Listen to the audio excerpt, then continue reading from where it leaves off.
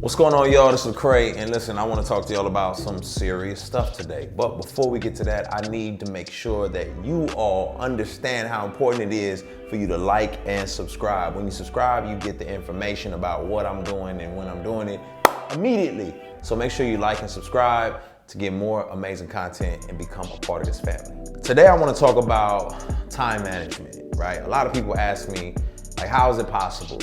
You know, you have a record label, you are an artist, a writer, you've produced, you run your own touring company, you have 7, 8 artists on the label besides yourself, 17 employees at the label, 3 kids, 1 wife, no dogs. And then I got a whole real estate company on the side and a development company. How, Lecrae, how do you manage to do it all? And what I tell people all the time is that I don't manage to do it all. I quit, I'm done. So I'm done. I'm just letting y'all know I'm done with this whole interview. No, I'm just playing. No, how do I do it?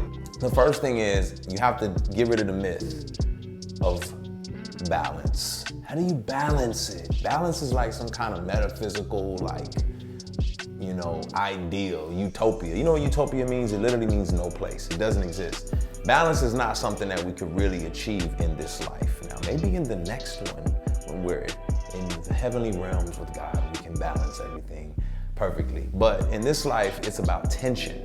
And tension is what we have to learn to embrace, not balance. Tension is being able to recognize that it's tense on all sides. And being able to keep all those balls in the air is the tension aspect of life. It doesn't just go away. The hardships and struggles of life are not just going to disappear. So what we have to do then is figure out a rhythm. And I've been very fortunate and privileged to figure out how to reverse engineer my life and create a rhythm. So that's step one. I would tell everybody to do this. Step one is reverse engineer your life, at least for the next 3 years, right? Start 3 years out. Say, man, where do I want to be 3 years from now? What kind of house do I want to live in? Or how much money do I want to make? Or what kind of impact do I want to have in my community? Where will I go to church? What will my family be doing at that point in time? And then you move backwards. You say, all right, well, if I say I want to live in Los Angeles and I currently live in Mississippi, in 3 years I want to live in Los Angeles, you got to reverse engineer that process. How are you going to get there? How much does it cost to live there? You start a 3-year plan on saving, so you start doing and implementing things on a regular basis to tackle the thing that you want to see happen. After you reverse engineer every aspect of your life, which, my wife and I get together once a year and we'll just start doing some reverse engineering. It takes us a few hours. There's a whole process you can do to make sure you get it done right. We'll do some reverse engineering, and then from there, the next thing we do is build in margin. That's like rest. So when you're reverse engineering your life or your year or your week, whatever, you gotta build in time to rest. You are not an infinite, all-knowing, all-powerful being. You are human. You are flawed. You need to sleep.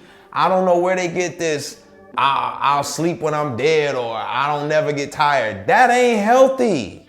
Get tired and rest. As a man of faith, I'm a firm believer that God rested on the 7th day, and he writes that in there for a reason. I think God was intentionally telling Moses to talk to the Israelites who have been working as slaves for 400 years that their identity is not in their work, that they can rest. So we build in rest. What we tend to do is we'll do, a daily diversion. Daily divert your attention from all the craziness that you got going on. I don't care what you do. If you got to pray, you got to meditate, you just go golfing, go build something, take a walk. Daily have a diversion. A weekly withdrawal, where you just withdraw from work, from all the stresses. So, what I do is I have a day where I just say, this is my day to not have to think about none of that stuff. It will still be there when I come back, and the world won't end. And, my wife and I will swap out with the kids. So there'll be a day when she knows she don't gotta think about kids, and there's a day when I know I don't gotta think about kids. When we swap out, and she knows I got them on her day, and she got them on my day. And after a weekly withdrawal, we'll do an annual abandon. So, you got your daily diversion, your weekly withdrawal, and your annual abandon. Every year, we get away. We just say, I'm out.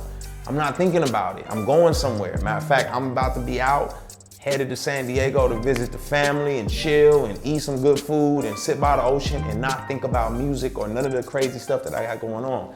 And that's good for your mental health and everything else. You gotta have margin in your life. You have to have enough margin to look forward to things and remember things in the past that are fond to you. And then lastly, prioritize. And so what I would say is prioritize the things that matter. For me, it's gonna sound a little crazy. The thing that matters most is me. That's gonna sound very narcissistic, right? But check this out. If I'm not okay, if my physical, mental, emotional, spiritual health are not good, I'm not good for anybody else. So I have to prioritize my own health. How am I spending time with God? Am I spending time eating right? Am I spending time exercising? Because if I'm not good, nobody around me is gonna be, I'm no good for nobody around me, right? So after me, obviously, is my wife. So it's like, all right, if I'm taking care of myself, then I can help her. If I'm not eating, how can I feed her, help her, do anything, right? So she's my priority as well. Is she getting the time that she needs from me? Is she getting the help, the care, whatever she needs from me, am I making sure that she has that? After her, it's the kids. The kids ain't mad that you gave mama all the attention. If you walk in the door and kick the door down and you run straight to your spouse and give them a hug, the kids ain't like, man, what about me? It's like, hey, they're happy that y'all are staying together. How about that? After the family, then it's, you know, the community, whether that's your church or whether that's the people around you that you serve. Make sure you're giving them the love and the time that they need. And then it's your work. You gotta take care of work. Then for me, if I have anything after, then hey, that's time that I give to things that, you know, I have the energy for. If I don't have the energy for anything, I'm sorry, shut it down. It's okay to shut your phone off at 5 p.m. I shut my phone off a lot of times. It's okay, man. You gotta prioritize things if you wanna stay sane, you wanna stay healthy. And balance is not a reality, it's tension. So I don't do it perfectly, but I'm intentional. So you be intentional too. Much love. What's going on, y'all? Thank you for checking out my channel. Make sure you hit the like, the subscribe, and ring the bell for the notifications. Also, check me out on social media. Name is spelled Lecrae. God bless y'all.